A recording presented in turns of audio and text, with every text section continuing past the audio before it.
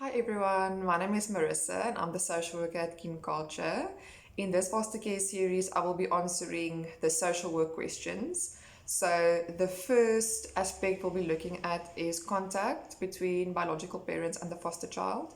So the first two questions that I'll answer today is what is involved when it comes to contact between biological parents and the foster child, and also the foster parents, so the foster family.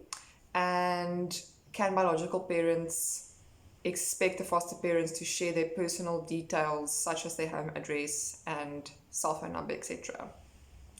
So we'll be focusing on foster care, since in safety care, contact isn't necessarily a given unless the court instructs it so. But for foster care placement, biological parents have a legal right to have contact with their child, also unless their parental rights have been terminated. So when it comes to the frequency and the duration of contact between a foster child and their biological parents, that will entirely depend on the schedules of everyone involved. So the foster child's schooling schedule and perhaps curricular activities after school, as well as the foster parents' work schedules and the biological parents' availability. So frequency and duration is entirely up to everyone involved unless the court makes a specific contact plan instruction, but input from everyone will also be sought first for that. So sometimes the magistrate just says that the social worker must sort it out with all the parties involved, and then a mediation is set up to talk about contact, or just if it's not a difficult situation, then it's just an office visit, a conversation that takes place. But all parties involved will be considered and will be taken into account.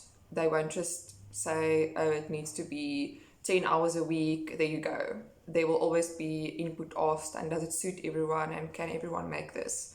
So when it comes to personal details, a foster parent is not expected by law to give out their home address or their contact number to biological parents.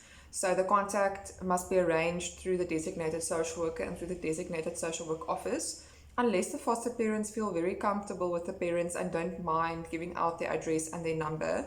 But it is definitely not something that is expected, especially from the get-go.